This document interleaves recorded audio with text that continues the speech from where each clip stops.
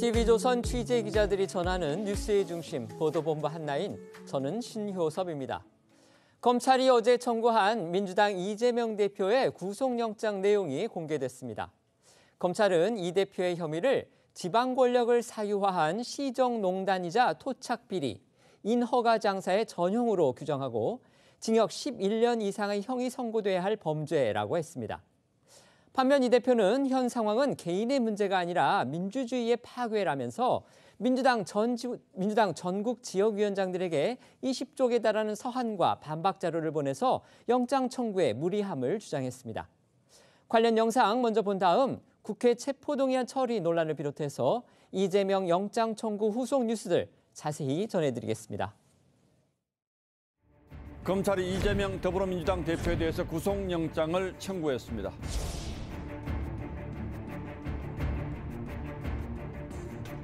의견을 묻는 질문이 또 상당히 많았고 왜 다시 불렀나 의심이 될 정도였습니다.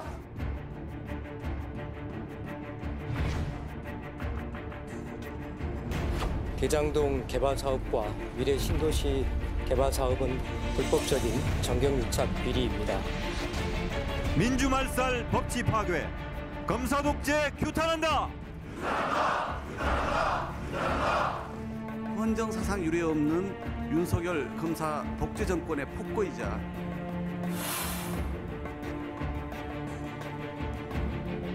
방탄에 숨어서 해결하려고 할 것이 아니라 정정당당하게 법원의 영장실질심사에 응해서 본인의 무고함을 밝혀야 할 것입니다.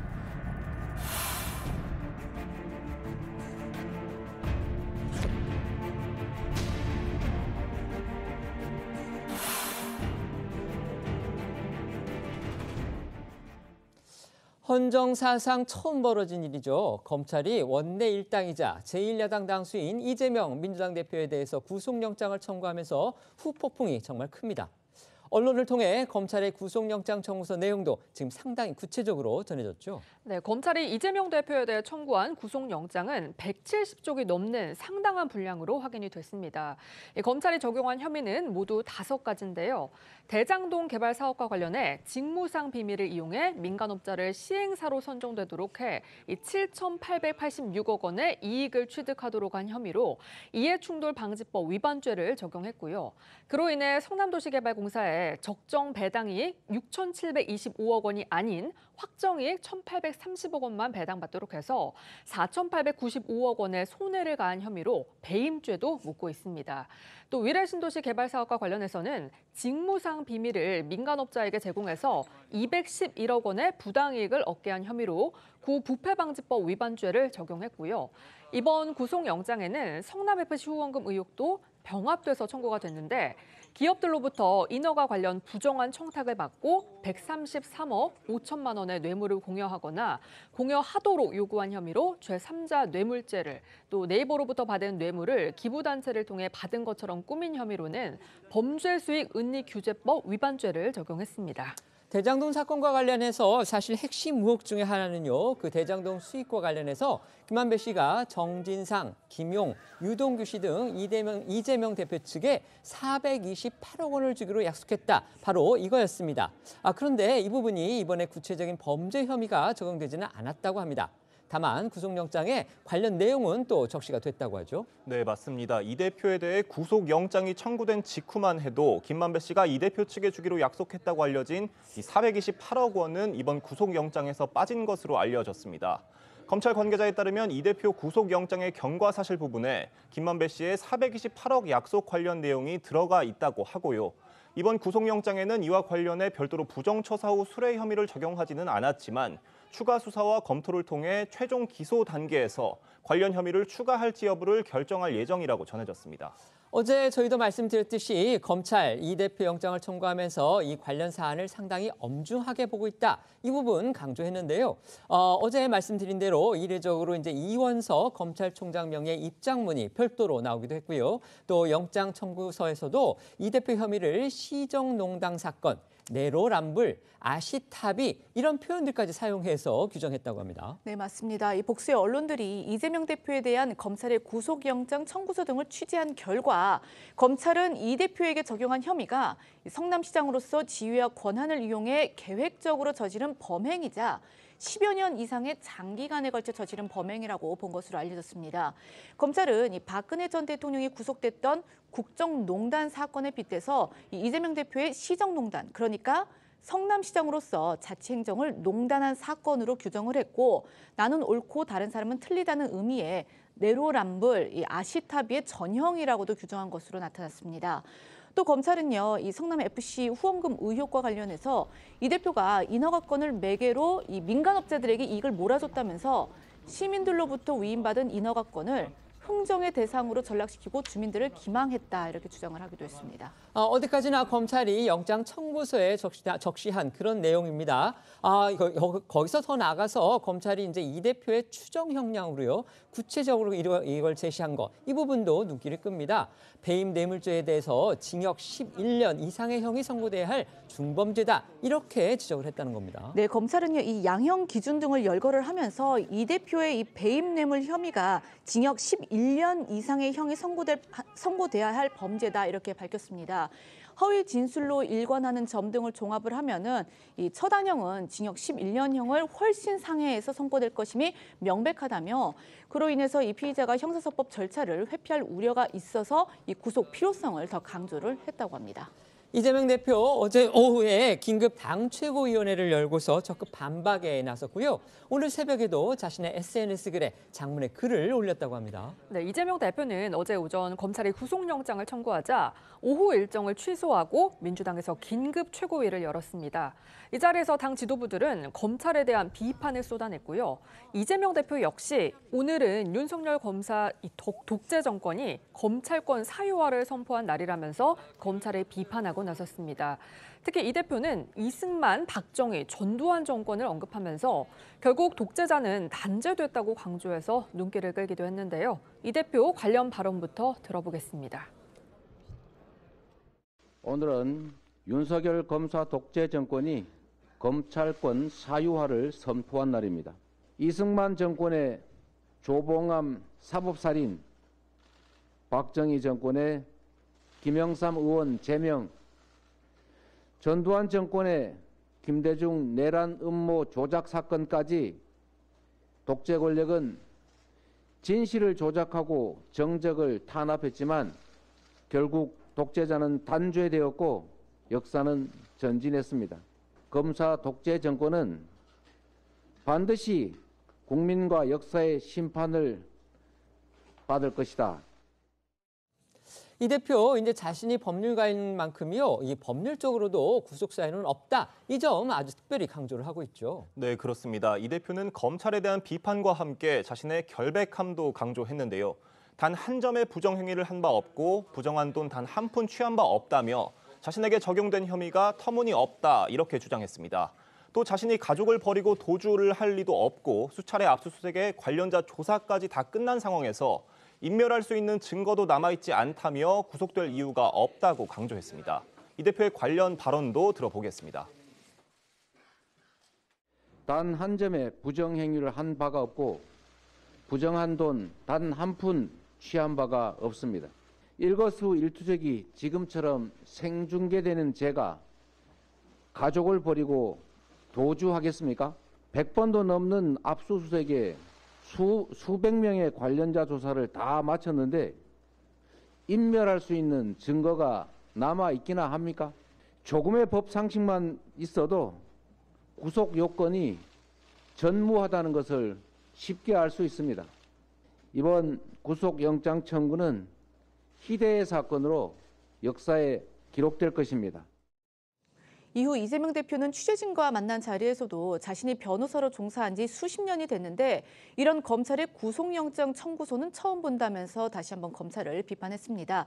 다만 이 체포 동의안 이 투표 문제나 측근인 정성호 의원의 이른바 회유 면회 논란에 대해서는 즉답을 피했는데요. 관련 발언도 들어보시겠습니다. 배임형 적시하면서 배임액을 4천억 원대로 그 명시를 했는데 그 대법원 판결에도 어긋나는 억지 주장을 써놓은 데다가 그 야당 대표가 영향력이 많으니까 구속해야 된다라고 써놓은 걸 보고 좀 기가 막혔습니다. 제가 변호사로 종사한 지도 수십 년이 됐는데 보다보다 처음 봤습니다. 자, 이제 그만하시죠. 네, 여기까지만 하겠습니다. 위험합니다. 그만하시죠. 네. 구속영장 사유서에 취득함이라고. 여기까지 하겠습니다. 이재명 대표 오늘 SNS 글에서는요, 이 천공이라는 사람 얘기까지 했다고 합니다. 이건 또 어떤 내용입니까? 이재명 대표는 말씀하신 것처럼 오늘 새벽에 자신의 SNS에 검찰이 자신에게 구속영장을 청구하면서 산정한 이 배임 액수가 부풀려졌다라는 취지의 기사를 첨부를 하면서요. 주술의 나라, 천공 스승 아니면 검찰에 물어봐야 한다라는 제목의 글을 게시를 했는데 이게 무슨 이야기냐면 이 대표는 이 배당금을 지분이 아니라 확정이익, 그러니까 확정액으로 약정했으니 배임죄라는 이 검찰의 주장대로라면 이게 이제 확정액이기 때문에 부동산 경기 호전 시에는 유죄가 되고 악화 시에는 무죄가 된다면서 이렇게 합리적 예측이 불가하니 정책 결정을 할 때에는 결국 주주사나 검찰에 의지해야 하는 것이 아니냐 이렇게 꼬집은 겁니다. 이처럼 이 대표 검찰을 연일 강하게 반박하면서 인멸한 증거도 없다 이렇게 지금 강조를 하고 있는데요.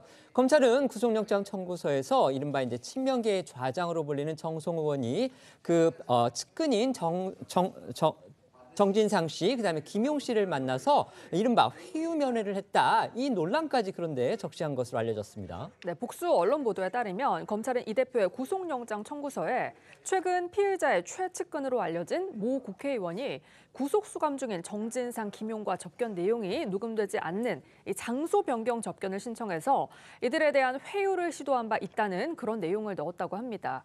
검찰은 당시 정성호 의원이 정 전 실장 등에게 당신이나 김용이나 이재명이나 결정적 증거가 없다고만 하면 이재명이 대통령이 되는 거예요. 알겠죠?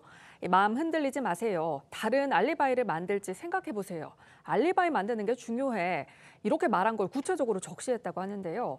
검찰은 이런 정 의원의 발언이 진술을 회유하고 사건의 실체를 은폐 왜곡하도록 종용한 정황으로 보고 있다고 전해지고요. 중요한 증거인멸 정황으로 판단하고 영장 청구 사유로 고려했다는 검찰 관계자의 말도 전해졌습니다. 관련해 정성호 의원은 앞서 국회에서 기자회견을 열고 접견 사실과 일부 대화 내용을 인정하면서도 위로와 조언 차원의 대화였을 뿐 회유하려 한 적이 없다고 의혹을 부인했었는데요. 한동훈 법무장관은 정 의원의 알리바이 발언은 부적절한 거라고 못 박았습니다. 정성호 의원의 기자회견과 한동훈 장관 목소리 이어서 들어보겠습니다. 기억이 안 나는데요. 잘 상황들이. 그래서 알리바이가 입증이 돼야만 만들어져야만 이게 무죄가 나는 거다. 그래서 꼭 알리바이 만들 준비를 잘해라. 수사받고 있는 공범에 대해서 알리바이를 만들어라 이런 말은 누구도 하면 안 되는 것이고 대단히 부적절한 것입니다. 거기에 대해서 검찰이 필요한 조치를 하고 있는 것으로 알고 있고 제가 더 드릴 말씀은 없을 것 같습니다. 말씀드린 정성호 의원의 이른바 회유면회 논란 이걸 두고서는요. 어제 국회 법사위에서도 여야가 강하게 충돌했습니다. 네, 어제 법사위에서 민주당 의원들은 이 대표에 대한 검찰의 구속영장 청구에 대해 거센 비판을 쏟아냈습니다. 특히 박범계 의원은 검찰 수사에 정성호 의원의 면회 내용이 그대로 반영되어 있었다며 결국 이재명 대표에 대한 구속영장 청구를 위해 증거인멸 정황이 있는 것처럼 만들기 위한 계획이었다고 주장했습니다. 박 의원은 비열한 공작이라며 국민의힘 소속 김도우 법사위원장이 평의원의 입장으로 법무부에 정 의원의 면회 자료를 요구하고 제출받은 것에 의혹을 제기하기도 했습니다. 이에 김도우 위원장은 박범계 의원에게 말을 가려해야 할 것이라며 해당 의혹을 밖에서 한 번만 더 제기하면 명예훼손으로 법적 조치를 하겠다고 경고하고 나섰습니다. 두 사람의 공방도 들어보겠습니다. 놀라운 것은 정성호 의원이 면회를 한 내용들이 그대로 수사에 반영이 됐다는 겁니다. 우리 김도우 법사위원장께서 평의원의 입장으로 법무부에 자료 제출 요구를 했다는 겁니다. 이재명 대표와 가장 가까웠던 정성호 의원을 통해서 간접적으로나마 증거인멸의 정황을 만들기 위한 저는 그러한 계획하에 이루어진 일들이라고 봅니다. 김도우 법사위원장은 우리 법사위원들에게, 국회의원들에게, 그리고 전 국민에게 이 전후의 과정들을 소상히 밝혀야 됩니다. 그렇지 않으면 이것은 모략이고 계략이고 비열한 공작입니다. 자료 제출 요구를 했고 그걸 받았습니다. 그게 박범계 의원한테 그렇게 급박받고 협박받아야 될 일입니까?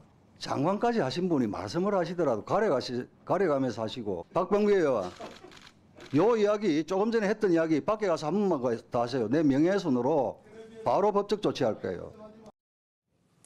이재명 대표 아시다시피 자신이 변호사입니다. 따라서 이제 구속의 어떤 요건들을 다 부인하는 그런 주장들을 계속 내놓고 있는데요. 예를 들면 이제 불법 자금 1원 한 푼도 받은 적이 없다. 그다음에 주요 구속 요건으로 꼽히는 도주, 그다음에 증거인멸의 우려도 없다. 이 부분 계속 지금 강조하고 있는 겁니다.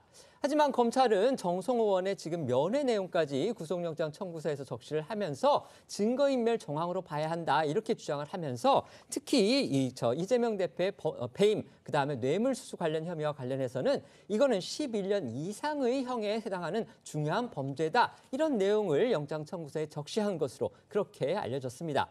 이런 상황 어떻게 보시는지 패널들께 여쭤보겠습니다. 마침 두 분이 다 변호사이기 때문에 이 법률적인 관점에서 답변을 한번 기대해 보겠습니다. 먼저 말씀해 주시죠. 이 대표 말대로 하면요, 실질적으로 구속될 수 있는 사람은 거의 없어요. 왜냐하면 이제 이재명 대표가 도주할 우려는 없겠죠. 그런데 증거인멸의 우려는 굉장히 큽니다. 어떤 경우가 증거인멸을 할 그 우려가 있다라고 보냐면 일반적으로는 범행을 부인하면 증거인멸할 우려가 크다고 보거든요. 그런데 이재명 대표는 자신은 부정한 돈을 한 푼도 받지 않았다라고 계속 부인하고 있지 않습니까?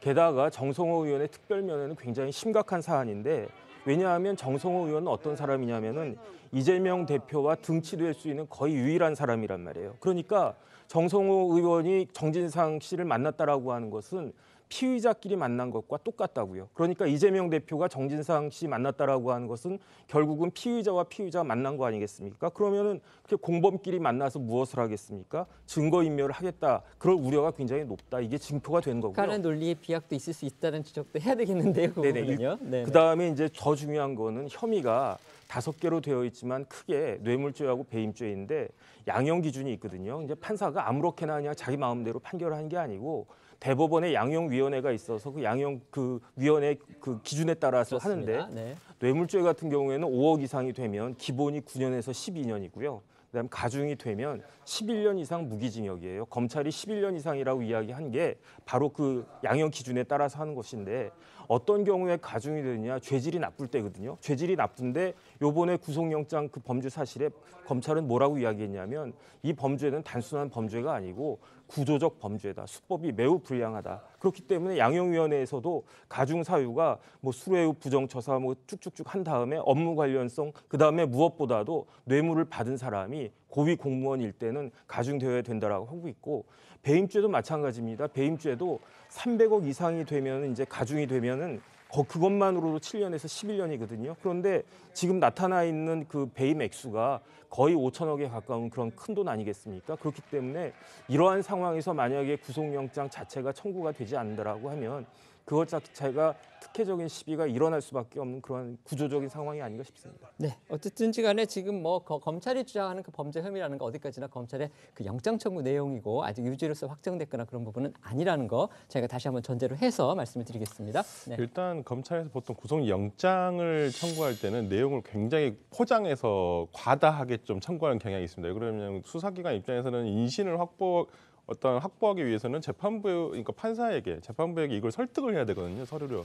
그렇다고 한다면 이 수사 과정에 있었던 어떤 모든 상황이라든지 이게 나중에 공소장에 들어갈 내용과는 또 판이하게 다릅니다. 그렇기 때문에 저는 지금의 구속영장 청구서에는 굉장히 이게 진짜로 이 사람이 한 일이 맞나 싶을 정도로 과도하게 들어가거든요. 그렇다고 한다면 저는 이 영장 자체는 저는 공작새 같다고 생각을 해요. 공작새가 이렇게 뭐 예를 들어 상대방을 위협하기 위해서 이렇게 깃발을 이렇게 펼치지 않습니까? 근데 내용은 없어요, 솔직히. 그러니까 어제 영장 청구서를 곰곰이 읽어보면 그러면 액수는 굉장히 부풀려져 있습니다. 그렇지만은 여기서 배임이 해당하냐 안 하느냐의 문제거든요. 배임에 있어서 100억이든 뭐 5천억이든 7천억이든 중요한 문제가 아닙니다. 만약에 이것이 인정된다고 100억 이상만 인정된다고 치더라도 그냥 중형에 해당하거든요. 뇌물 1년 이상이면 무기징역까지 할 수 있습니다. 근데 이게 지금 제3자 뇌물죄 133억으로 돼 있어요. 그렇다면 이게 액수는 지금 중요한 게 아니죠. 이게 제3자 한 뇌물죄가 될 것이냐 아닐 것이냐, 배임죄가 될 것이냐 안 될 것이냐 이런 문제만 남아 있음에도 불구하고 검찰에서는 굉장히 이 부분에 대해서 부풀렸거든요. 종래 액수도 종래 예를 들어서 적정 예를 들어서 판단 기준이라고 하는 70%를 과거에는 50%로 계산을 했었거든요. 대장동 1차 재판에서는. 그다음에 이 어떻게 70% 재판을 이것을 끌어낸 것인지 그것도 상당히 좀 빈약하고 영장 그러니까 뭐 내용보다도 예를 들어서 구속이 되어야 되느냐. 뭐 이제까지 이제까지 뭐 기자님께서 얘기하신 대로 이재명 대표가 어떤 뭐 도주 우려라든지 어떤 범죄의 상당성은 뭐 좀 따질 문제이지만 뭐 증거 인멸의 문제에 있어서 이제 저는 눈에 띄는 것이 김만배 씨와 입을 맞출 수도 있다라는 얘기가 있어요. 근데 지금 거기에 또 제1야당 총재라는 부분도 적시가 돼 있다고 좀 그런 부분들 영향력을 행사한다. 그렇죠. 근데 모르겠습니다. 저는 정성호 의원 건도 마찬가지지만 정성호 의원이 이재명 대표의 어떤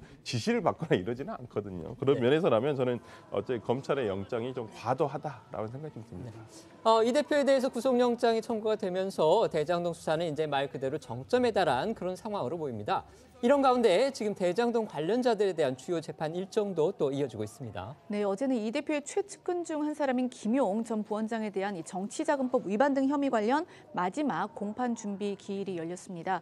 이 자리에서 김 전 부원장은요, 직접 발언 기회를 얻어서 증거 목록에 대한 자신의 의견을 밝힌 것으로 전해졌는데요.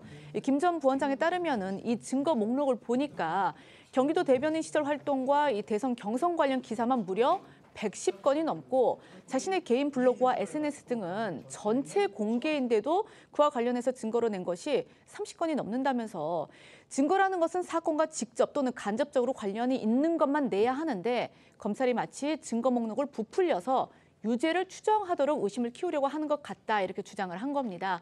여기에 대해서 재판부는 유념해서 심리를 하겠다며 검찰에도 해당 부분 증거를 정리해달라고 밝혔다고 전해집니다. 오늘은 대장동의 이제 핵심 인물이죠. 김만배 씨에 대한 구속영장 실질 심사가 지금 이루어지고 있습니다. 김 씨는 앞서서 구속기간 만료로 이제 석방이 돼서 지금 풀려난 상태였는데요. 하지만 최근에 검찰이 범죄 수익 은닉 혐의 등으로 구속영장을 청구하면서 지금 다시 구속되는 갈림길에 서 있는 겁니다. 네, 말씀하신 대로 김만배 씨는요, 지난 2021년 횡령과 배임 혐의 등으로 구속된 이후 지난해 11월 구속기한 만료로 석방된 바 있었는데요. 검찰은 김 씨가 대장동 사업 관련 범죄 수익을 수표로 인출해서 차명 오피스텔과 대여 금고 등에 은닉한 것으로 보고 범죄 수익 은닉 혐의를 적용해서 지난 14일 김만배 씨에 대해 다시 구속영장을 청구했습니다. 오늘 오전 11시부터 김만배 씨에 대한 영장 실질 심사가 진행되고 있는데요. 김 씨는 법원에 출석하면서 취재진의 쏟아지는 질문에 모두 침묵했습니다. 영상으로 보겠습니다. 50억 클럽을 로비 목적으로 은닉하신 거예요? 이재명 대표 측에 보냈던 수 있습니까? 특히 검찰이 다른 재판에서요, 김만배 씨 은닉 자금에 대해서 이건 윗선의 몫이다 이런 취지의 의견을 또 냈다고 합니다. 이게 사실상 이재명 대표 측의 몫이다 이렇게 의심하고 있는 것을 보여주는 거 아니냐 이런 해석도 나오고 있습니다. 네, 한겨레 보도에 따르면 검찰이 김만배 씨의 범죄 수익 은닉을 실행한 혐의를 받고 있는 김 씨의 측근 관련 재판에서 이들이 은닉한 자금의 최종 귀속처가 김만배 씨가 아닌 윗선이라는 내용의 의견서를 낸 것으로 확인이 됐다고 합니다. 한겨레는 검찰이 대장동 수익금 가운데 일부를 이재명 대표의 최측근들이 받기로 약속했다고 의심하는 상황에서 이 김만배 씨가 은닉한 범죄 수익도 결국 이 대표 쪽의 몫이라고 의심하는 것으로 해석이 된다고 전했습니다. 검찰은 지금 김만배 씨가 은닉한 자금의 이제 사용처를 찾는 데도 수사력을 집중하고 있는 것으로 전해졌는데요. 이 과정에서 이른바 이제 50억 클럽과의 연결성이 과연 드러날지 이 부분도 주목이 되고 있습니다. 네, 김만배 씨가 이 대장동 일당의 정관계 인사들에게 50억 지급을 약속을 했다는 이른바 50억 클럽 의혹에 대한 핵심 인물이기도 하잖아요. 그래서 이제 50억 클럽 의혹의 그 이름이 올랐던 곽상도 전 의원이 최근 무죄를 받았는데 그러면서 이 뇌물공여 혐의를 받았던 김만배 씨 역시 무죄가 선고돼서 검찰이 김 씨에 대한 신병 확보에 실패한 바가 있었습니다. 그래서 검찰은요, 이 김 씨에게 범죄 수익 은닉이라는 추가 혐의를 적용해서 다시 신병 확보에 나선 상황으로 보이고 검찰이 오늘 김 씨의 신병 확보에 성공을 할 경우 자금 사용처 수사에 탄력이 붙으면서 50억 클럽과의 연결성이 드러날지도 주목이 되고 있습니다. 실제 검찰 관계자의 말로 지금 언론 기사에 나왔더라고요. 김만배 씨의 범죄 수익 은닉과 관련해서는 50억 클럽 부분과 관련해서 분명히 수사를 하는 그런 과정으로 봐야 된다. 이런 검찰 관계자의 얘기도 지금 기사로 나온 거 저희가 보고 왔습니다. 현재 검찰이 이재명 대표에 대해서 청구한 구속영장 혐의는 바로 대장동 위례 의혹 그리고 성남FC 후원금 관련 내용입니다. 하지만 이게 끝이 아닙니다. 쌍방울 대북 송금 의혹부터 백현동, 정자동 의혹까지 말 그대로 첩첩산중이다 이렇게 볼 수가 있겠죠. 네, 잘 알려진 대로 검찰은 이 대표가 이 쌍방울 대북 송금 의혹과 변호사비 대납 의혹에도 연루가 된 걸로 의심하고 있고요. 이 대표가 성남시장이던 시절에 옛 한국식품연구원 부지에 아파트 단지를 개발하는 과정에서 성남시가 민간업자에게 해당 부지 용도를 4단계 높여주는 특혜를 제공했다는 이 백현동 개발 의혹과 관련해서도 검찰이 강제 수사를 시작했습니다. 또한 시행사가 사유지에 관광호텔을 지으면서 성남시에서 이 용도 변경 등 특혜를 받았다는 내용의 정자동 호텔 개발 비리 의혹도 이 대표를 향하고 있습니다. 이 때문에 검찰이 관련 수사 상황에 따라서 이재명 대표에 대해 2차, 3차 구속영장을 청구할 수 있다는 전망이 나오고 있습니다. 특히 이제 대북 송금 관련 사건과 관련해서는요. 어제 저희도 짧게 전해드렸는데요. 이재명 대표의 측근인 이화영 전 경기도 부지사가 김성태 전 쌍방울 회장을 비롯해서 이 관계자들하고 어제 검찰에서 사자 대질 신문을 받았다고 합니다. 이 자리에서 이 전 부지사가 이제 나는 전혀 모른다, 아니다 이런 식으로 나오니까 나머지 쌍방울 측 3명하고 아주 강하게 충돌한 것으로 또 그렇게 알려졌습니다. 네, 그렇습니다. 이화영 전 부지사는 지난 15일 대북 송금 의혹으로 검찰에 출석해 조사를 받았습니다. 이 자리에서 쌍방울그룹 김성태 전 회장과 박모 부회장, 안부수 아태엽 회장까지 참여해 사자 대질 신문이 이루어졌다고 하는데요. 이 자리에서 이 전 부지사는 앞서 내놓은 옥중 입장문 등과 마찬가지로 쌍방울 대북 송금 관련 사실을 전혀 몰랐고 관여하지도 않았다는 주장을 고수한 것으로 전해졌습니다. 반면 김성태 전 회장 등 나머지 3명은 이 전 부지사가 이 쌍방울의 대북 송금 과정을 알고 있었고 쌍방울의 경기도 대북 사업비 대납을 먼저 제안했다는 취지의 주장을 한 것으로 알려졌습니다. 검찰은 이들에게 이 전 부지사가 전화를 바꿔줘서 김성태 전 회장과 이재명 대표가 통화를 했다는 의혹에 대해서도 물었다고 하는데요. 여기에 대해서도 김 전 회장은 통화를 했다. 방 부회장과 안 회장은 통화하는 것을 봤다고 진술한 반면에 이 전 부지사만 통화를 연결해 준 적이 없다고 부인한 것으로 알려졌습니다. 이렇게 공방이 이어지면서 김성태 전 회장이 이제 이화영 전 부지사를 향해서 아주 상당히 격분했다. 이런 뒷얘기도 또 전해졌습니다. 네, 이 대질신문 과정에서 김 전 회장은 이화영 전 부지사가 자신과의 관계를 전면 부인하고 존댓말을 하니까 이에 격분해서 왜 같이 밥도 먹고 술도 마셨는데 기억이 안 난다고 하느냐 이렇게 따진 것으로 전해졌습니다. 그러면서 나는 감옥 들어갔다 나오면 70살이다. 왜 형의 입장만 생각하느냐. 회사가 망하게 생겼다. 20년을 알고 지냈는데 형이 어떻게 나한테 이럴 수가 있느냐 이런 격앙된 반응을 보였다고 합니다. 그런가 하면 검찰은 앞서 구속이 된 쌍방울 전 재경 총괄 본부장이죠. 이른바 김성태 금고지기로 불린 김모 씨가 직접 작성하고 관리를 했던 3년치 자금 장부를 확보한 것으로도 알려졌습니다. 김 씨가 쌍방울 그룹의 자금 흐름을 전반적으로 관리해온 만큼 대북 송금 의혹은 물론이고 변호사비 대납 의혹에 대한 수사에도 탄력이 붙을 것으로 보입니다. 이재명 대표 어제 이제 영장 청구를 당했는데요. 사실 이것이 이제 끝이 아니고 사실상 시작일 것이다. 이런 지금 얘기들이 많고요. 대북 송금을 비롯해서 백현동, 정자동 의혹까지 지금 여러 의혹들로 검찰 수사를 받고 있는데 제2, 제3의 영장 청구 가능성 분명히 있다. 이런 지적이 지금 많이 나오고 있습니다. 어떻게 전망하십니까? 일단 뭐 백현동 같은 경우에는 과거 감사가 일단 한 번 이루어진 적이 있어요. 그때도 감사원의 감사 결과는 이재명 당시 시장까지의 연결고리가 있는 것으로 보이지는 않는다는 감사 결과는 일단은 나왔습니다. 그렇지만 이제 뭐 수사 부분은 또 다른 부분이니까요. 이 부분 압수수색을 일주일 전에 했으니까 아마 압수수색물에 대해서 분석을 하고 차후에 조금 있으면 이 부분에 대해서 조금 더 구체적인 내용이 나올 것이라 보이고요. 정자동 같은 경우는 조금 제가 봤을 때는 좀 범죄성이 굉장히 좀 낮은 것 같아요. 그러니까 지금 뭐 이것을 1.5%를 한 부분에 대해서 왜 통상 5%인데 그러냐. 근데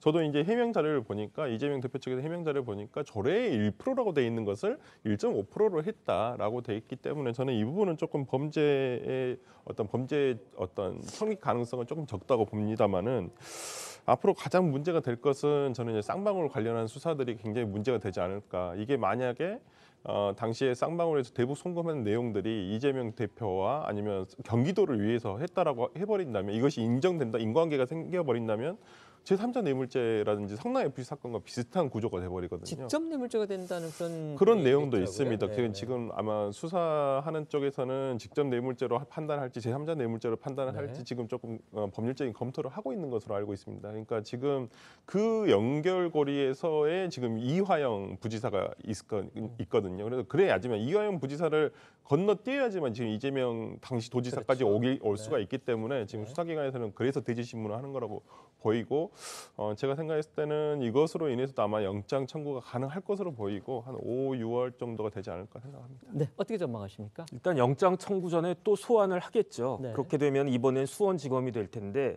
성남지청부터 시작해가지고 중앙 그다음에 이제 수원지검까지 거의 뭐 검찰청 투어하는 수준이 아닌가 그런 생각이 들고요.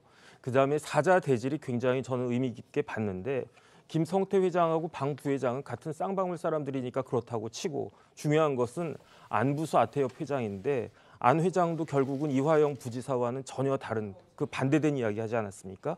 대북 송금은 이제 뭐 기본적으로 뭐 1,000만 불이 넘는다 그런 이야기도 있지만 800만 불이라고 봤을 때 500만 불 스마트팜 관련해가지고는 이게 성남FC 건하고 거의 유사하기 때문에 제3자 뇌물죄가 될 것 같고 거기에다가 이재명 대표 방북 관련한 300만 불은 이건 제가 봤을 때 빼도 박도 못하는 그냥 뇌물죄거든요. 단순 수뢰죄거든요. 그렇기 때문에 훨씬 더 심각해진다. 그다음에 더 단순 뇌물죄로 끝나는 게 아니라 북한에다가 100억 이상을 줬다는 이야기인데 그 이야기를 어떻게 국민 정서상 용납이 될 수가 있겠습니까? 지금 북한에서 미사일 쏘고 우리나라에 뭐 무인기도 보내고 그러는데 그 100억 중에 무인기 한 대면 한 2천만 원이 맞는다고 그랬거든요. 몇 대가 날아갔을지 모르는 그런 거니까. 그렇기 때문에 백현동, 정자동도 이게 결코 작은 사건은 아니지만 결국은 대장동보다도 더 문제가 될 수 있는 사건은 대북 송금 사건이 될 것이다. 저는 그렇게 판단이 됩니다. 지금 두 분이 말씀하신 여러 가지 혐의, 특히 이제 대북 송금과 관련한 그 혐의 내용 등은요. 아직까지는 검찰도 구체적으로 지금 범죄 혐의를 인정해서 발표를 했다거나 이런 부분이 아니기 때문에 어디까지나 알려진 수사 상황이라는 것 저희가 다시 한번 말씀을 드리겠습니다. 이 대표에 대해서 이처럼 이제 추가 영장 청구 가능성까지 지금 제기가 되고 있는 상황에서요. 민주당 오늘 대규모 정권 규탄 대회를 열었습니다. 네, 오늘 오전 11시 30분 민주당은 국회 본관 앞 계단에서 윤석열 정권 검사 독재 규탄 대회를 열고 반발 투쟁에 돌입한 상황입니다. 이 자리에는 전국 17개 시도당 위원장 및 당직자, 보좌진 등 약 1,500명이 참석한 것으로 알려졌고요. 이 대표에 대한 영장 청구 부당성을 강조하는 동시에 대장동 의혹과 김건희 여사 주가 조작 의혹에 대한 특검 도입을 촉구하는 목소리가 이어지고 있는데요. 이 대표 역시 이 자리에 참석해서 정권을 향한 규탄 발언을 쏟아냈습니다. 또 규탄 대회가 열리기 앞서서는 전국 지역위원장과 국회의원 연석회의도 열렸는데요.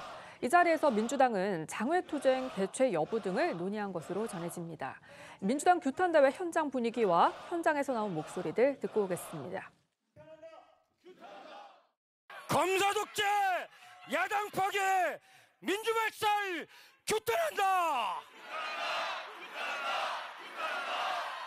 권력남용, 보복수사, 법치 파괴 중단하라.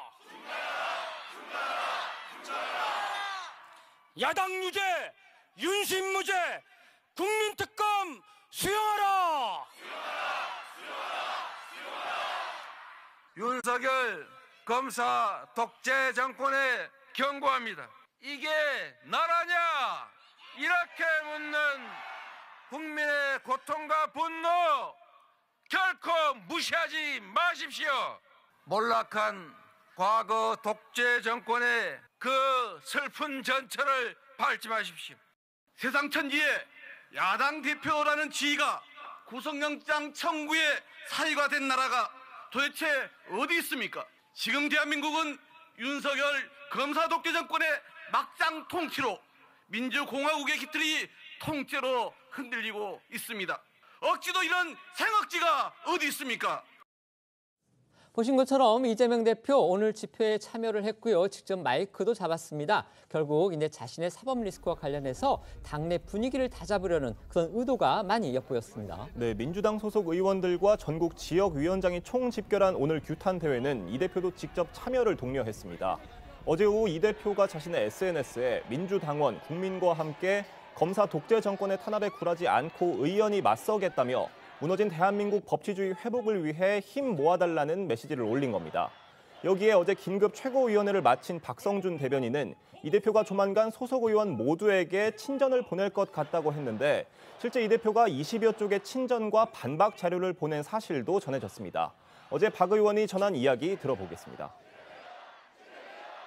당대표가 이번 구속영장 청구와 관련된 내용에 대해서 다음 주 정도에 아마 의원들에게 좀 친전을 보낼 것 같아요.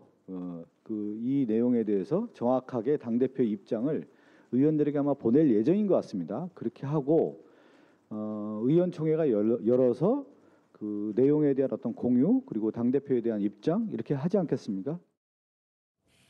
이 대표 어쨌든 지금 윤석열 정권에 대한 비판 수위 아주 강하게 최고조로 끌어올리고 있습니다. 네, 앞서 저희가 이제 전해드린 것처럼 오늘 새벽 그 SNS를 통해서 그 윤 정권을 강하게 비판한 이 대표는요, 오전에 열린 최고위원 회의에서도 이 정권에 대한 비판을 이어갔습니다.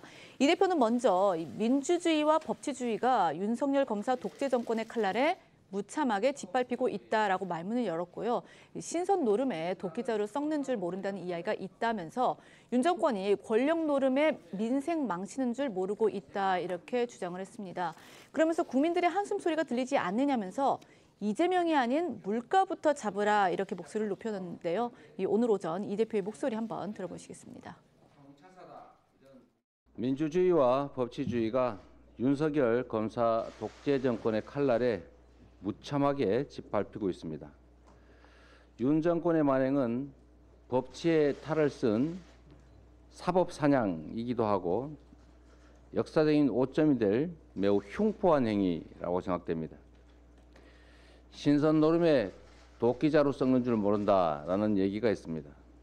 권력 노름에 민생 망치는 줄 모르는 윤석열 정권입니다. 네, 앞서 말씀드린 대로 이 대표는 오늘 규탄대회에 참석한 민주당 전국 지역위원장들에게 총 20페이지에 이르는 친정과 반박 자료를 보낸 것으로 알려졌습니다. 이 대표는 저에 대한 검찰 수사와 구속영장 청구를 지켜보면서 검찰이 왜 이토록 증거 없이 무리하는지, 사건의 실체적 진실은 과연 무엇인지 더욱 궁금했을 거라면서 친전의 취지를 밝혔고요. 널리 알려달라는 당부와 함께 첨부한 자료엔 검찰이 주장하는 내용에 대한 반박이 조목조목 적시된 것으로 전해지는데요. 특히 이 대표는 검찰은 청구서 171쪽에서 현직 국회의원이자 제1야당 대표로서 우리나라 최고 정치 권력자 중 한 명이기 때문에 구속해야 한다고 주장했다면서, 그러나 이런 주장대로라면 유력 정치인일수록 반드시 구속해야 한다는 부당한 결론에 이르게 되고, 오히려 이러한 검찰의 주장은 제1야당 대표라서 구속영장을 신청했다라는 사실을 스스로 인정하는 것으로 보기에 충분하다고 주장한 것으로 알려졌습니다. 이런 가운데 민주당 지도부와 친명계 의원들은 혹시 모를 이탈표 단속에 열을 올리는 모습입니다. 그러니까 이제 국회에 곧 체포 동의안이 제출이 될 것이고 그런 다음에는 국회 본회의에서 이제 표결을 거쳐야 되는데요. 그 표결을 지금 가리키는 얘기입니다. 어제 친명계 내에서는요, 이탈자는 역사의 죄인이다 이런 말까지 나왔습니다. 네, 그간 비명계를 중심으로 당론 부결 주장에 대한 반발 목소리가 이어져 왔기 때문에 이 비명계 이탈표로 예기치 못한 가결 사태가 발생할 가능성을 사전에 차단하려는 의도로 보입니다. 물론 체포 동의안 표결은 재적 의원 과반 출석에 과반 찬성으로 가결되는 만큼 169석을 가진 민주당은 반대표 확보에 여유가 있다는 관측이 우세합니다. 하지만 투표가 무기명 비밀 투표로 이루어지는 데다가 이 방탄 역풍을 의식한 의원들이 대거 가결표를 던질 경우 이 결과를 장담할 수 없다는 견해도 일부 나오고 있습니다. 관련해 어제 민주당 지도부와 대표적 친명계 의원인 안민석 의원 목소리도 잠시 듣고 오겠습니다. 이런 부당한 검찰의 수사와 영장 청구에 대해서 양심을 갖고 상식을 가지는 우리 민주당 의원들이 어떤 다른 생각을 가질 수 있겠습니까? 민주당의 시간이 오고 있다고 봅니다. 민주당이 자신감을 가지고 과감하게 담대하게 이게 부결을 시키면 되는 것이죠. 그게 민주당의 길입니다. 지금 현재 야당 탄압 국면에 이탈되는 사람들은 이게 의원들은 역사의 죄인으로 낙인 찍게 될 겁니다. 네, 일단 민주당은 다음 주에 의원총회를 열어서 이 대표 체포동의안 표결에 대한 대응책도 논의할 예정입니다. 이재명 대표의 이 체포동의안은요, 20일쯤 법무부를 거쳐서 국회에 제출이 되는데 이후 국회법에 따라서 24일 본회의에 보고가 되고 72시간 안에 표결을 해야 합니다. 현재 국민의힘은 24일과 27일에 본회의를 열자는 입장이고요. 민주당은 23일과 24일을 제안한 것으로 전해지고 있습니다. 물론 아직까지 민주당은 당론 채택 없이도 부결을 자신하고는 있지만 만약 민주당이나 무소속에서 28표가 이탈할 경우에는 가결이 되기 때문에 당 내부에서도 이탈표 우려가 잦아들지는 않고 있는 그런 상황입니다. 먼저 오늘 민주당 법률위원장의 이야기부터 들어보시겠습니다. 친명, 비명을 떠나서 이것은 모든 의원들이 당연히 부결할 것이다. 당론에 채택되지 않더라도 이건 부결할 것이라고 저는 예상하고 있고 그걸 떠나서 이러한 사안일수록 당에서는 당론에 채택해야 된다는 게 저는 의원이 아니지만은 저 개인적인 생각입니다. 지난번 노웅래 의원 같은 경우에는 한 장관 발언 수위가 이례적으로 셌기 때문에 오히려 의원들을 자극했다. 이런 얘기가 나중에 들리지 않았습니까? 이번에도 혹시 그럴 거라고 보세요? 저는 그럴 거 봅니다. 세면 셀수록 의원들이 반감이 생길 것이다. 반대표 많이 나온다. 한동훈 법무부 장관은요, 이제 당연직으로서 이제 체포 동의안 그 제안 설명을 국회 본회의에서 하게 됩니다. 그런데 이제 한동훈 장관의 거기서 하는 그 발언 수위가 결국 표결 결과에도 영향을 미칠 수 있다. 지금 이런 주장을 하고 있는 것으로 보입니다. 네, 과거 한 장관이 노웅래 민주당 의원에 대한 체포 동의를 국회에서 요청을 할 때 이 돈봉투 부스럭거리는 소리까지 언급해서 민주당의 공분을 샀던 바 있었죠. 양 위원장은 한 장관이 이번에도 어떻게 해서든지 이 체포 동의안을 받아내려고 구체적으로 보고를 할 거라고 예상하면서 그렇게 되면 의원들의 반감이 생길 거고 노 의원이 나왔던 161표보다 많은 이 반대표가 나올 거라고 예측을 했는데요. 또 양 위원장은 당내에서 이 대표 체포 동의안 부결 당론 채택에 비판이 나오는 데 대해서는 개인 의견임을 전제로 하면서도 이런 사안을 당론으로 채택하지 않으면 무슨 사안을 당론으로 채택한다는 거냐라며 부결 당론 채택에 힘을 실었습니다. 하지만 당내에선 이미 이 대표의 체포 동의안을 가결해야 한다는 목소리도 공개적으로 나오고 있습니다. 이 대표가 영입한 인사인 박지원 전 비상대책위원장이 어제 자신의 SNS에 욕먹을 각오로 이 대표에게 호소한다며 대선 때 약속한 대로 이 불체포 특권을 내려놓고 민주당 의원들 모두 체포 동의안 표결에 참여해서 이 찬성표를 던지라고 강력히 지시해야 한다고 주장했습니다. 그러면서 박 전 비대위원장은 이 체포 동의안을 부결시키면 검찰은 불구속 기소를 할 것이며 가짜뉴스, 별건 영장 청구, 피해 사실 공표 등 부결의 이 악순환이 계속돼서 민주당과 이재명 대표를 만신창이로 만들 것이라며 이 대표를 향해 당장 잡혀간다 해도 국민께서 지켜주실 거라 믿어야 한다. 부디 결단해 주시기 바란다고도 덧붙였습니다. 박지원 전 비상대책위원장 현역 의원 아닙니다. 따라서 이 같은 주장 민주당의 이제 다수 의견은 아니고요. 어쨌든지 간에 민주당 안에서 이런 얘기도 나오고 있다. 이런 차원에서 저희가 소개를 해드렸습니다. 국민의힘과 찬성표를 던지겠다는 방침을 시사한 이제 정의당 역시 이 대표가 대선 후보 시절에 불체포 특권 포기를 공약으로 내세웠다. 이 점을 지금 강조하면서 압박의 강도 계속 높이고 있죠. 네, 오늘 오전 주호영 원내대표는요, 지난 대선에서 이 대표와 민주당이 내세운 이 면책 특권 포기 공약을 지킬지 아니면 파기할지 국민들이 지켜보고 있다면서 이 대표를 압박했습니다. 그러면서 이 대표를 향해 본인의 억울함을 불체포 방탄에 숨어서 해결할 것이 아니라 정정당당하게 법원의 영장 실질 심사에 응해서 본인의 무고함을 밝혀야 할 것이라면서 법조인답게 큰 정치인답게 당당하게 대한민국 사법 절차에서 판단받기를 바란다 이렇게 덧붙였습니다. 여기에 어제 정의당 이정민 대표 역시 이 대표가 대통령 후보 당시 불체포 특권에 대해서 이 특권 내려놓기를 해야 한다고 공약을 한 바가 있었다 이러면서 정치인들의 말이라고 하는 것은 국민 앞에 약속한 것에 대한 이 신뢰를 가져가야 되는 것이라고 꼬집었는데요. 이 대표의 이 체포 동의안 부결을 예상하면서도 그렇게 되면 민주당은 방탄 부담에서 벗어나기 어려울 것이다라고 지적을 하기도 했습니다. 두 사람의 목소리 이어서 들어보시겠습니다. 제1야당 대표에 대한 유례 없는 정치 탄압이다 이렇게 이야기하고 있습니다만은 지금까지 역대 제1야당 대표 중에 이렇게 문제가 많은 분을 본 적이 있습니까? 이번에 국민들은 이재명 대표가 자기 일에 관해서 공약을 지킬지 파기할지 아마 지켜보고 있을 것이라고 판단을 합니다. 법조인답게 또 큰 정치인답게 당당하게 대한민국 사법 절차에서 판단받기를 바랍니다.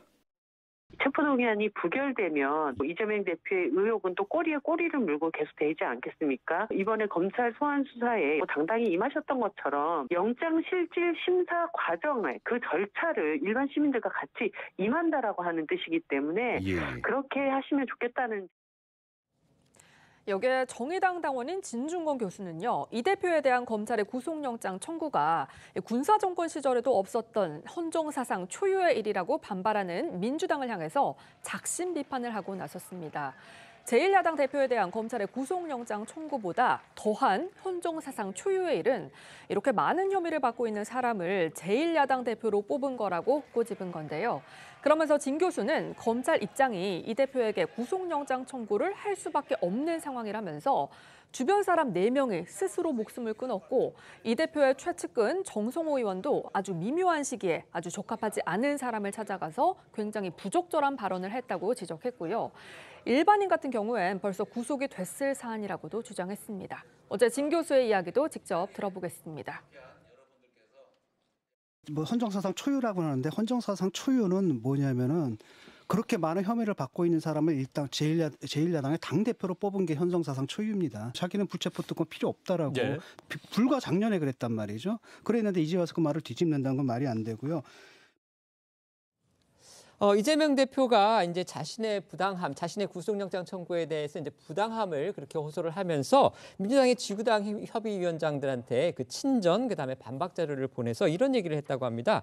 검찰이 청구서에서 현직 국회의원이자 제1야당 대표로서 우리나라 최고 정치 권력자 중에 한 명이기 때문에 구속해야 한다고 주장을 했는데 이거는 제1야당 대표라서 영장을 청구했다는 걸 스스로 인정하는 것이다. 이렇게 지금 주장을 했는데 반면에 진중권 교수는 지금 방금 들으신 대로 라디오에 나와서 헌정사상 초유라고 하는데 그렇게 많은 혐의를 받고 있는 사람을 제1야당 대표로 뽑은 것 이게 봐도 초유다 이렇게 지금 비판을 한 겁니다. 이 의견들을 어떻게 들으셨는지 패널들께 한번 여쭤보겠습니다. 먼저 말씀해 주시죠. 네, 일단 그 구속영장 청구서 아까도 말씀드렸지만 좀 과도하게 쓰는 것은 사실입니다. 그렇다고 할지라도 어떤 제1야당 대표이기 때문에 그러면 제1야당 대표이기 때문에 어떤 구속의 사유에서 어떤 거에 해당한다는 것이죠? 증거인멸의 사유에 해당한다는 것인가요? 검찰이 주장하는 것은 저는 이게 합당하지는 않다라고 일반적인 구속영장 청구서에서 적혀 있는 그러한 내용은 아니라고 봅니다. 이 부분에 대해서 특히나 저는 어제 보도였었죠. 대통령실에서 몇 번이고 또 방탄하면 몇 번이고 영장을 청구할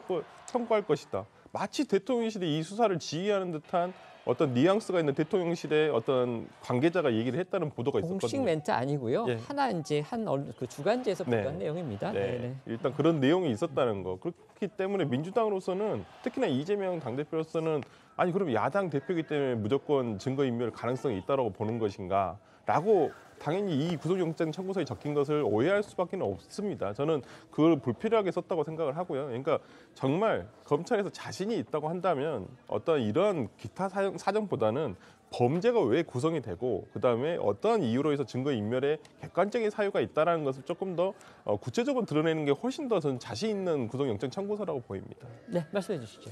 여기서 야당 대표가 왜 나온지 저는 이해를 납득을 못하겠어요. 옛날에 YSDJ가 핍박을 받았죠. 제1야당 대표로서. 하지만 지금 이재명 대표가 이렇게 구속영장 청구된 거는 제1야당 대표이기 때문에 어떤 그 민주적 핍박을 받는 게 아니고 전 성남시장으로서의 지휘에서 받는 거예요. 그다음에 이제 대북 관련해 가지고 또 문제가 되면 그거는 전 경기도지사로서 그 지휘에서 문제가 되는 거고 검찰이 지금 이재명 대표 구속한 게 아니에요. 구속영장만 청구한 거거든요. 구속 여부를 결정하는 것은 법원이지 그 검찰이 아닙니다. 만약에 이재명 대표나 민주당에서 이야기한 것처럼 정말 얼토당토 아닌 그런 소설이라고 한다면 그러면 영장 실질 심사 받아가지고 거기서 기각시키면 되는 거고 그다음 무엇보다도 이재명 대표가 진술서 2번 냈는데요. 2개 다 합쳐봤자 40페이지도 안 돼요. 그런데 검찰이 구속영장의 범죄 사실로 적시한 그 내용이 150페이지인지 뭐 170페이지인지 막 그렇다라고 했단 말이에요.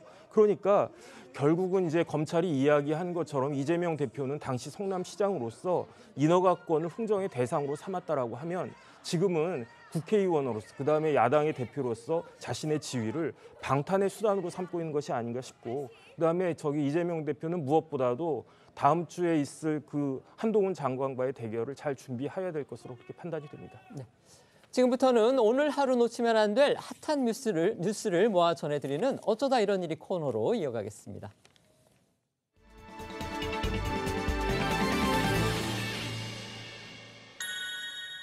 첫 번째 키워드는요. 어쩌다 노쇼입니다. 이거 무슨 내용입니까?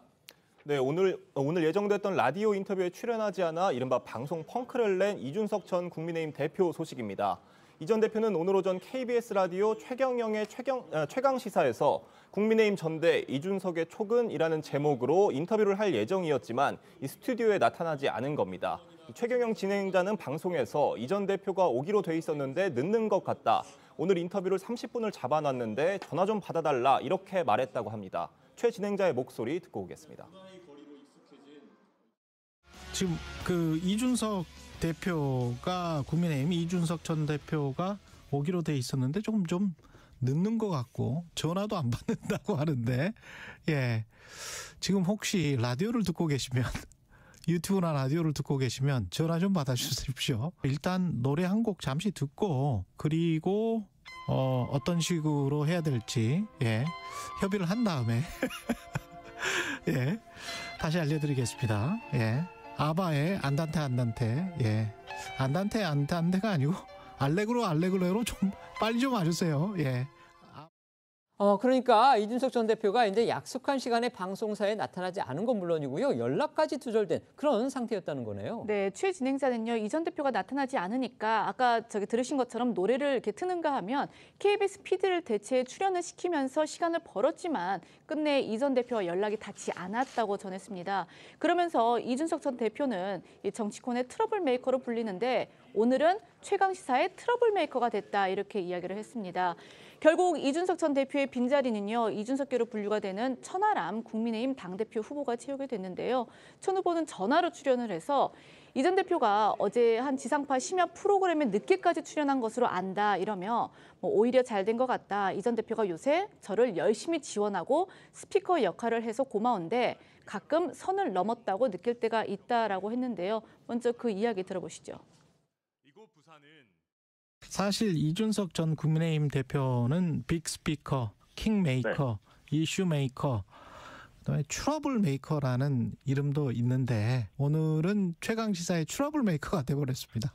어제 아마 이제 그 KBS 더 라이브를 늦게까지 해가지고 저는 그런 것 같은데 저는 오히려 좀 잘 됐다고 생각합니다. 이준석 전 대표가 요새 저를 열심히 지원하고 스피커 역할하고 너무 좋고 고마운데 가끔 제가 선 넘었다고 느낄 때가 뭐냐면은 저랑 무슨 동시간대 라디오를 잡아요. 그래서 이런 걸 봤을 때 저한테 한 번 더 기회가 온 것 자체가 굉장히 잘 된 일이다. 천 후보 약간 이제 농담식으로 얘기를 했지만요. 어쨌든 이제 선을 넘었다고 느낄 때가 있다 이런 표현을 보면 우회적으로 이준석 전 대표에 대해서 뭔가 불만을 가지고 있는 게 아니냐 이런 또 추측도 가능할 것 같습니다. 어쨌든 이 전 대표 왜 방송에 나타나지 않았는지 그 이유는 좀 확인됐습니까? 이 전 대표는요. 늦잠을 잤기 때문이라고 밝혔습니다. 이 전 대표는 오늘 SNS를 통해서 선거 강행군에 어제 심야 방송 일정을 마치고 늦게 귀가해서 휴대전화 무음 해제를 못하고 잤다가 라디오 방송 시간을 못 맞췄다면서 제작진의 죄송한 마음을 전했고 다음 주 월요일에 출연해서 오늘 못 전한 내용까지 2배 밀도로 갚겠다고 사과했습니다. 두 번째 키워드입니다. 처조카의 폭로전. 이수만 SM엔터테인먼트 설립자를 둘러싼 그 SM의 내분 소식이군요. 네, 지난 3일 퇴진을 공식화한 이수만 전 SM엔터테인먼트 총괄 프로듀서가 이 세계적인 보이그룹 BTS의 소속사인 하이브의 지분을 넘기면서 궁지에 몰린 현 SM 대표가 이 전 총괄을 겨냥한 폭로전에 나선 겁니다. 이수만 씨의 사망한 아내의 처조카이자 이수만 씨의 퇴출을 주도한 이성수 현 SM 대표가 어제 유튜브를 통해서 이수만 씨의 역외 탈세 의혹 등을 제기해서 SM 경영권 분쟁이 진흥탁 속에 빠져드는 양상인데요. 이성수 대표는 이수만 씨가 2019년 홍콩에 개인 기획사를 세워 이 SM과 해외 기획사가 정산하기도 전에 음반 판매액의 일부를 떼어갔다고 주장했습니다. 이 대표 목소리 듣고 오겠습니다. 이수만은 2019년 홍콩의 시티 플래닝 리미티드라는 회사를 자본금 100만 미국 달러로 설립하였습니다. 이 CTP는 이수만의 100% 개인 회사로서 해외판 라이크 기획입니다. 기존의 프로듀싱과 하는 일은 똑같은데 계약의 구조만 해외 레이블사와 해외판 라이크 기획인 CTP 이곳을 거치면서 기형적으로 바꾸었다는 것입니다. SM과 레이블사 간의 정산 전에 6%를 선취하고 있습니다. 말씀드린 대로 지금 영상 속의 이성수 대표, 이수만 씨의 처조카인데요. 그런데 이수만 이렇게 존칭도 붙이지 않고 지금 저렇게 부르고 있습니다. 이 대표는 하이브가 이 사실을 알고도 묵인했다 이러면서 그 SM 지분을 지금 산 하이브도 지금 공격을 했습니다. 네, 맞습니다. 하지만 여기에 대해서 하이브 측은 CTP, 그러니까 해외 회사가 이수만 씨의 개인 프로듀싱만을 담당한다 이렇게 선을 그었고 또 하이브 박지현 CEO는 오늘 오전 전 직원에게 보낸 이메일을 통해서 지난 며칠간의 소식들은 이전 총괄과 현 SM 경영진 간의 과거사일 뿐 앞으로 하이브와 SM이 원칙대로 투명하게 이끌어갈 미래에는 성립되지 않을 이슈라면서 이수만 씨의 역외 탈세 의혹 등에 대해서는 결코 일어날 수 없는 시나리오다라고 했습니다. 관련 목소리 잠깐 들어보시죠. 하이브는 이수만의 해외 개인 회사인 CTP의 위법 요소를 알고도 동조하거나 묵인한 것일까요? 아니면 모르고 계약한 것일까요? 만약 모르고 계약했다라고 한다면 1조 원 이상의 메가딜을 진행하면서 실사조차 진행하지 않아서 이러한 중요한 사항을 놓치게 된 점을 본인들의 주주들에게, 임직원들에게는 어떻게 설명할 수 있습니까? SM과 관련이 없이 진행되는 이수만 님의 개인 차원의 프로듀싱 업무를 하면 그것까지 저희가 막을 수 있는 그런 권리는 없잖아요. 다른 나라의 아티스트를 프로듀싱 한다는데 저희가 막을 수 있는 권리는 없습니다. 어떻든 SM의 현 대표가 이렇게 폭로를 하고 나서니까요. 국세청이 사실 여부를 확인하고 있다. 이런 보도도 나왔습니다. 네, 일부 보도에 따르면 국세청은 이성수 대표가 제기한 이수만 씨 역외 탈세 의혹의 구체적인 내용과 사실관계를 내부적으로 파악하고 있다고 합니다. 관련해 국세청 관계자는 납세자 관련 정보에 대해 구체적으로 언급할 수는 없지만 탈세 의혹이 제기되면 사실관계를 파악하는 게 원칙이라고 말했고요. 제기된 의혹이 사실로 드러나면 국세청이 SM과 이수만 씨에 대한 세무조사에 착수할 수 있다고 합니다. 당사자인 이수만 씨의 입장은 나왔습니까? 네, 나오긴 했는데 그 사안에 대해서 직접적인 언급은 없었습니다. 이수만 씨는 어제 보도자료를 통해서 이성수 대표는 상처한 아내의 조카로서 4살 때부터 봐왔다. 19살에 SM에 들어와서 팬 관리 업무를 시작해 나와 함께했다. 아버님이 목사인 가정에서 자란 착한 조카다. 마음이 아프다라고만 심정을 전했습니다. 그리고 이수만 씨는요, 이 이성수 대표의 역외 탈세 폭로에 대해서는 직접적 언급은 하지 않았습니다. 세 번째 키워드입니다. 조두순에 10억 썼다. 조두순 아동 성범죄자로 2020년 12월에 출소를 했죠. 그런 조두순을 관리하는데 국민 세금 10억을 썼다. 지금 이 얘기입니다. 네, 어제 국민의힘 장동혁 의원실과 김웅 의원실이 각각 법무부와 안산시로부터 제출받은 자료에 따르면요. 2020년 12월 만기 출소한 이 아동 성범죄자 조두순을 감시 또 관리하기 위해서 법무부와 안산시가 사용한 예산이 10억 원이 넘는 것으로 확인이 됐다고 합니다. 이 거주 이전의 자유에 따라서 만기 출소를 한 성범죄자는요, 당연히 자신의 거주지를 자유롭게 결정할 수가 있는데 그런데 이 재범을 우려한 주민의 반발이 거세기 때문에 이렇게 세금을 투입해서라도 관리를 해야 하는 상황인 겁니다. 이러다 보니까 법무부는 1:1 전담 보호관할 그 업무를 맡는 공무원을 두고 있는 건데 그런데 이 공무원 한 사람의 인건비로 지난 15일까지 2년 1개월간 2억 1,000여만 원을 사용했다고 하는 거죠. 관련해 법무부 관계자는 해당 공무원은 조두순을 전담 보호 관찰하는 업무만 한다면서 작년 7월까지는 6급 공무원이 담당했고 이후 7급 공무원이 담당하고 있고 또 공안직 공무원은 업무 특성상 일반직 공무원보다 호봉 단가가 높다고 설명을 했습니다. 여기에 안산시는 조두순을 감시하는 청원경찰 인건비로 올해 1월까지 7억 7천여만 원을 사용했다고 합니다. 지난해 7월까지는 청원경찰 12명이 근무를 했지만 지난해 8월부터는 이 청원경찰을 9명으로 줄였고 이외 초소 2개소 및 부대시설 설치비, 시설 사용료 및 물품 구입비 등으로 총 6,600만 원을 사용했다고 밝혔습니다.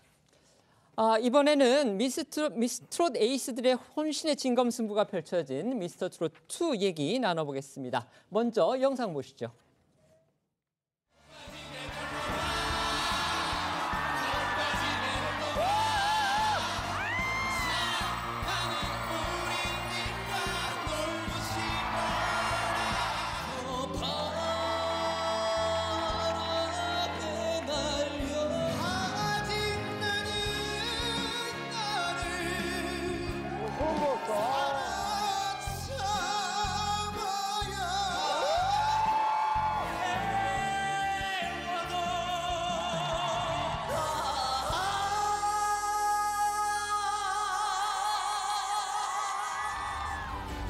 본선 감사전의 승자 전체 1위 누굽니까?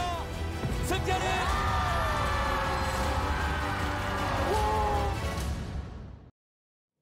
어제 방송에서는 메들리 팀 미션의 마지막 팀이었죠. 징기스칸의 무대에 이어서 각 팀의 대장들이 이제 자존심을 걸고 겨루는 대장전이 펼쳐졌습니다. 맞습니다. 저희가 이제 지난주에도 소개해드렸었는데 먼저 앞서서 펼쳐진 그 메들리 팀 미션에서는요. 감성 보컬 안성훈 씨가 대장을 맡은 뽕드림 팀이요. 1위를 차지했고 이 트롯 밀크남 최소 씨가 이끄는 징기스칸이 2위, 그리고 그 뒤를 이어서 꿀벌즈, 미스터 뽕샤인, 뽕플릭스가 각각 3, 4, 5위를 기록을 했습니다. 이후 이 벌어진 강심장들의 대결, 각 팀의 대장들이 겨루는 대장전이 진행이 됐는데 사실 지난 시즌에서는 대장을 포함한 전 팀원이 이 대장전에 출전할 수 있었는데 이번에는 팀 리더인 대장만이 대표로 노래를 부를 수 있었기 때문에 정말 그 책임감이 더 큰 무대였다고 할 수 있겠습니다. 전 팀원의 운명을 어깨에 짊어진 채 벌어진 치열한 대장 승부에서는요. 팀 미션 최종 순위가 뒤집히는 대역전극이 펼쳐져 심장을 쫄깃하게 했는데요. 이 역전극의 주인공 바로 팀 미션 2위 징기스칸 팀의 대장 최수호 씨였습니다. 나훈아의 영영을 선곡한 최수호 씨는 나훈아 씨 색채가 너무 짙어서 경연곡으로는 적합지 않다 이런 우려를 보란듯이 깨뜨리면서 최수호만의 영영을 선보였는데요. 팀원 전원을 다음 라운드에 진출시킨 역전 드라마의 주인공 최수호 씨의 대장전 1등 무대를 잠시 보겠습니다.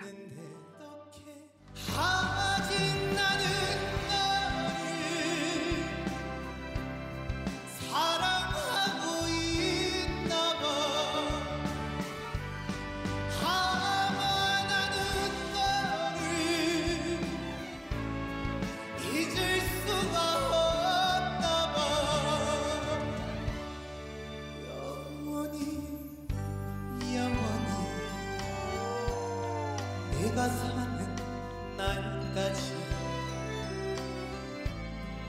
아니 내가 죽어도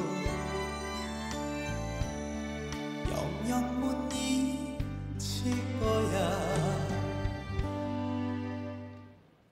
아직 나는 너를 사랑하고 있나 봐.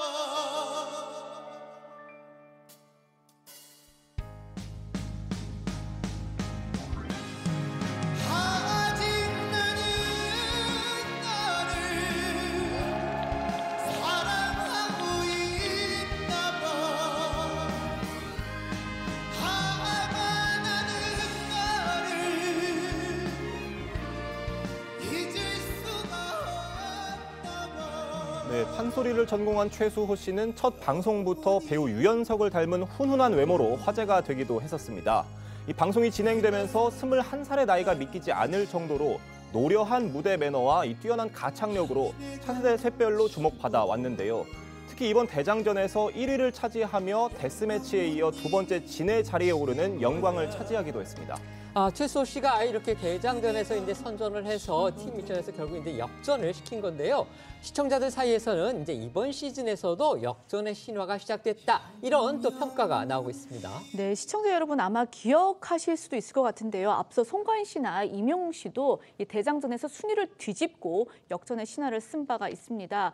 미스터롯 1에서는요, 송가인 씨가 컨디션이 좋지 않은 상황임에도 혼신을 다한 무대로 5위였던 팀을 단숨에 1위로 끌어올렸던 장면은 지금도 종종 회자가 되고 있는데요. 당시를 다시 복기를 해보자면 송가인 씨가 이 군부대에서 펼쳐진 대정전을 앞두고 갑자기 목소리가 나오지 않아서 병원까지 가서 응급처치까지 받았지만은 몸 상태가 나아지지 않은 상태로 결국 무대에 올라야 했습니다. 이렇게 이제 모두의 우려 속에 시작된 무대가 결국에는 송가인 씨의 레전드 무대가 됐는데요. 노래 꽤나 하는 사람들도 정말 고음 때문에 고전을 한다는 소찬희 씨의 Tears를 선택한 송가인 씨가 당시 군부대 함성을 뛰어넘는 폭발적인 가창력을 선보이면서 시청자를 사로잡았습니다. 이 놀라운 무대로 송가인 씨 팀은 꼴찌에서 1위로 올라서며 팀 전원이 다음 라운드에 진출하는 행운을 얻었는데요. 그 무대가 얼마나 대단했는지 송가인 씨의 Tears 한번 들어보시겠습니다.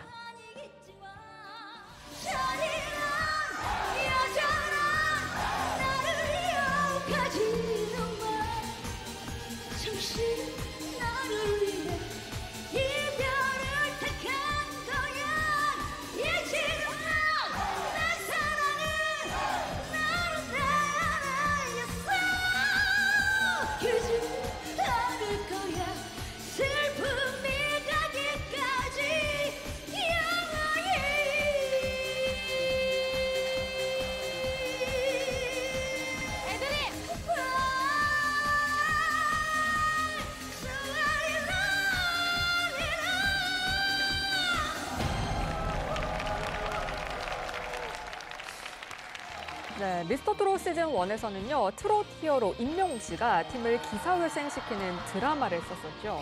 메들리 팀 미션에서 임영웅 씨 팀 뽕따발은 사랑밖에 난 몰라, 뱃삼의 무초, 한오백년 등 다양한 장르의 노래를 선보였지만 아쉽게 순위는 2위에 그쳤는데요. 하지만 임영웅 씨가 대표로 나선 대장전에서 순위가 뒤집힌 겁니다.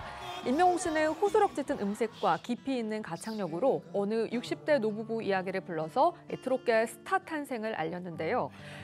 당시 팀미션 무대와 아직도 임영웅이 임영웅했다는 찬사를 듣는 대장전 노래 들어보겠습니다.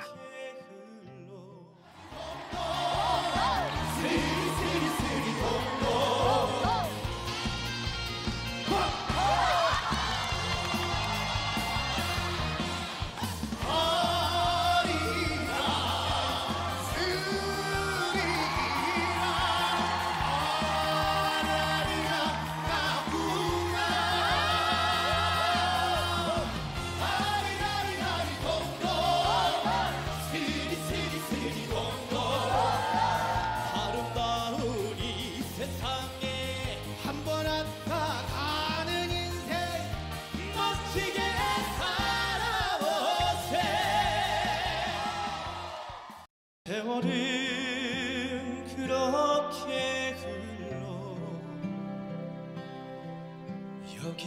여기까지 왔는데 인생은 그렇게 흘러 황혼에 기우는데 여기 날 홀로 두고 여보 왜 한마디 말이 없어 여보 안녕히 잘 가시고 여보 안녕히 어제 대장전에서는요, 지금 중년의 힘을 보여주고 있는 김용필 씨의 활약도 눈에 띄었습니다. 호랑이 마스터로 불리는 이 박선주 씨도 아주 극찬을 했는데요. 하지만 팀 미션에서는 결국 이제 벌어진 격차 좁히지는 못했습니다. 네, 그렇습니다. 김용필 씨 팀은 메들리 팀 미션에서 4위에 그치면서 탈락 위기에 놓인 상황이었습니다. 이 팀 맏형으로서 대장전에 나선 김용필 씨는 윤신의 열애를 선곡해서 아나운서 출신의 장점을 살려 담담한 나레이션을 선보여 관중을 사로잡았습니다. 이 정확한 가사 전달력과 절제된 감정선으로 마스터 3명이 김용필 씨에게 만점을 주기도 했는데요. 특히 박선주 마스터는 돈을 내고라도 공연을 꼭 보러 가고 싶다는 극찬을 아끼지 않았습니다. 하지만 이런 선전에도 4위였던 팀 순위를 뒤집지는 못했는데요. 김용필 씨의 무대도 잠시 보고 오겠습니다. 끊임없이 솟아나는 앉으나 서나 끊임없이 솟아나는 그대 향한 그리워 그대의 가슴에 나는 꽃처럼 영롱한 별처럼 찬란한 진주가 되리라. 그리고 이 생명 다하도록 이 생명 다하도록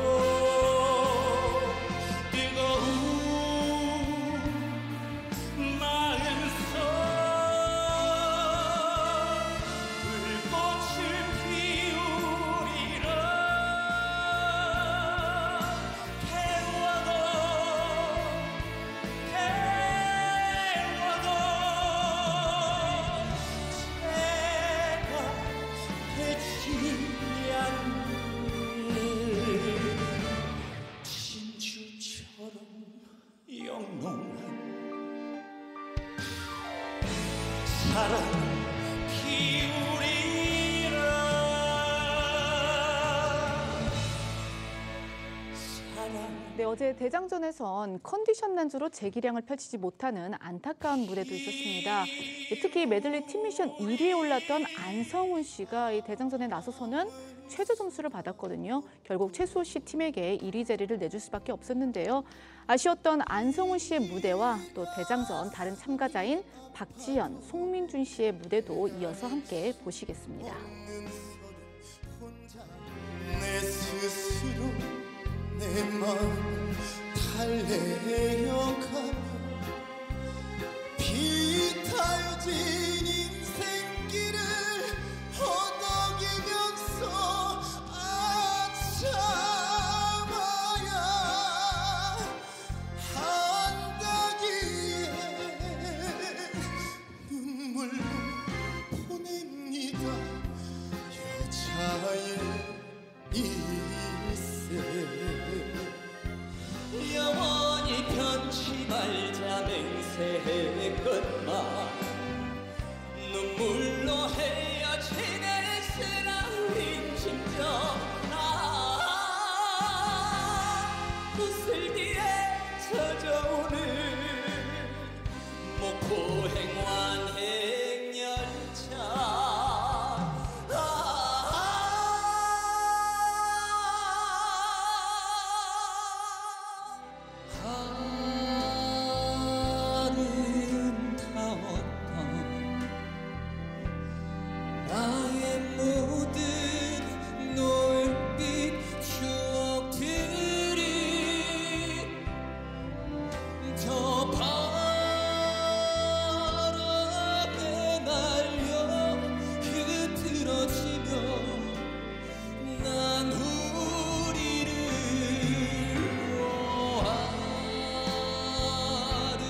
이제 경연자가 16명만 남았습니다. 그렇습니다. 1위였던 최수호 씨의 징기스칸 5명에 김용필, 박지연, 송민준, 안성훈 등 11명의 추가 합격자까지 총 16명이 다음 라운드에 진출했는데요.